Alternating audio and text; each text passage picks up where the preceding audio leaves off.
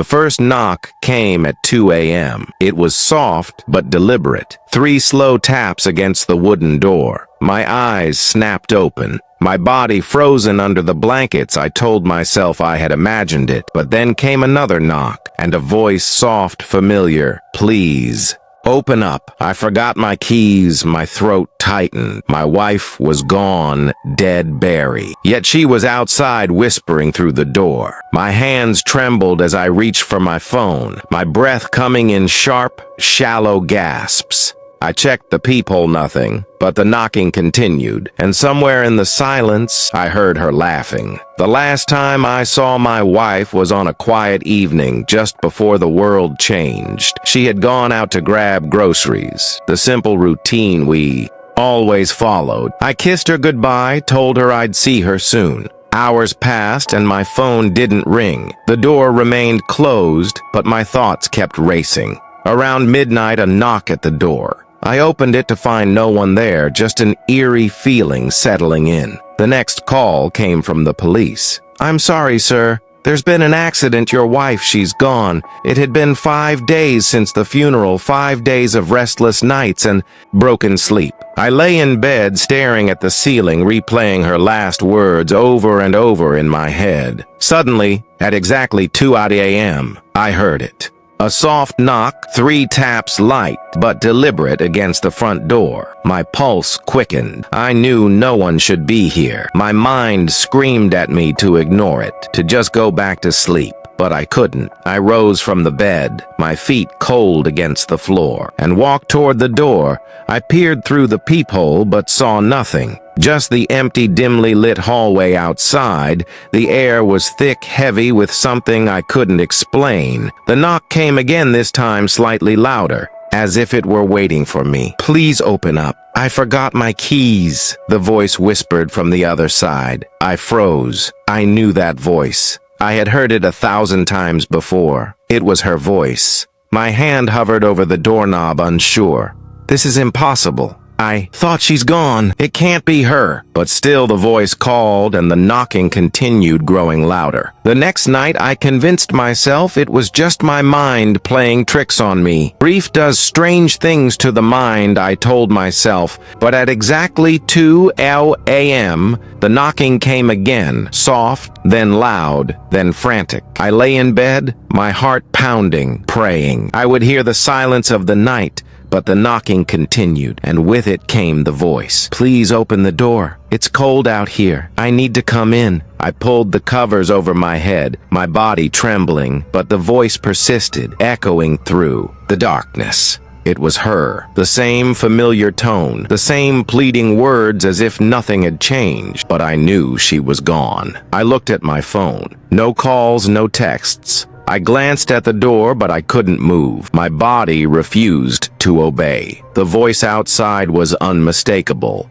It was her, but it couldn't be. Could it? The knocking returned on the 3rd night, but this time something was different. It wasn't just the sound that unsettled me. It was the feeling of someone watching me. I sat in bed, staring at the door, barely able to breathe. The knocks came again, softer at first, then louder, almost as if someone was trying to break through. "Let me in," the voice whispered, trembling with cold. "Please, I'm scared." I grabbed my phone and opened the camera app, setting it on the table to record. It was the only way to prove I wasn't losing my mind. The knocking continued, but this time I couldn't just sit there. I crept toward the door, heart hammering. I checked the peephole again. What I saw made my blood run cold. A shadow stood just beyond the door, motionless, its outline far too familiar. It was her shape, but she couldn't be there. She was gone. The knocking continued each night, relentless, but on the 4th night, something else happened. As the clock struck 2 a.m., the knock came, but this time my phone rang. I stared at the screen, unknown number. Hesitantly, I answered. "Hello?" I whispered, my voice shaking.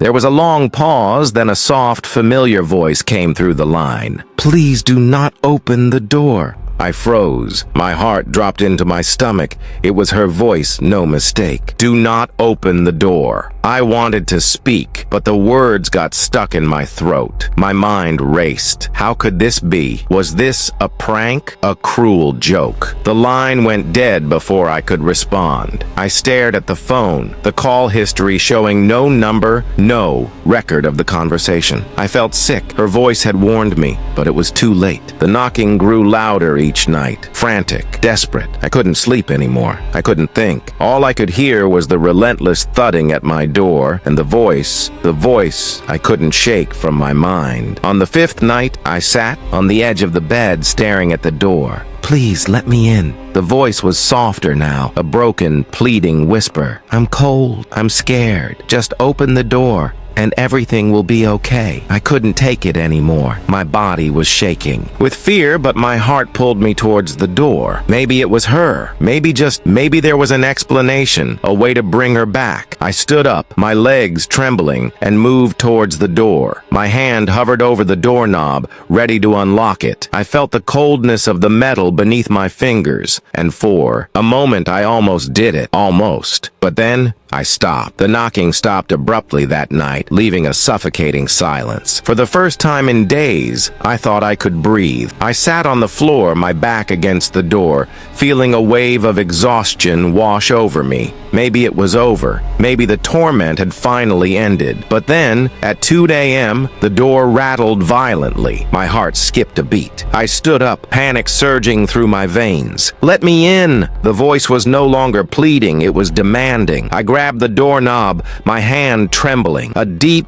dark fear gripped me, but I couldn't stop myself. I unlocked the door. The moment I opened it, the air grew unbearably cold. A shadowy figure stood in the doorway, its shape unmistakable. My wife. Her eyes were hollow, her face twisted in a grotesque expression. "I'm back," she whispered, stepping inside. And then the darkness consumed everything. As the door creaked open, the room grew colder, darker. My heart pounded in my chest as I watched her step inside. Her eyes were vacant, empty of the warmth I once knew. Her pale skin seemed to reflect the faint moonlight, but there was something unnatural about her. "I missed you," she whispered, her voice a hollow echo of the woman I loved. But as she crossed the threshold, something in my gut twisted. This wasn't her. I stepped back, my mind racing. What had I done? I had opened the door to something impossible, something unnatural. Her cold hands brushed against mine, and the room seemed to grow darker, the air thick with suffocating tension. I realized too late that this wasn't my wife. It was a thing, wearing her face, a manifestation of my own grief and guilt. I had brought it inside, and now there was no escape. The moment she stepped inside, the room seemed to close in on me. Her form grew more distorted, more alien with every passing second, as if she were a shadow trying to become something real. My breath hitched, and I backed away, but she followed, silent and eerie. And then, as quickly as it had started, it stopped. The darkness in the room lifted. The cold air vanished, and for a moment there was a terrible stillness. My heart beat so loud in my ears I thought I might go mad. I blinked, and she was gone. The door stood wide open. The house felt impossibly quiet. I stepped forward, confused and disoriented. There was no trace of her, no sign of the thing that had stood in my doorway just moments ago. The room was empty. I ran to the door, but outside there was nothing but the shadows of the night. And then I heard the knock.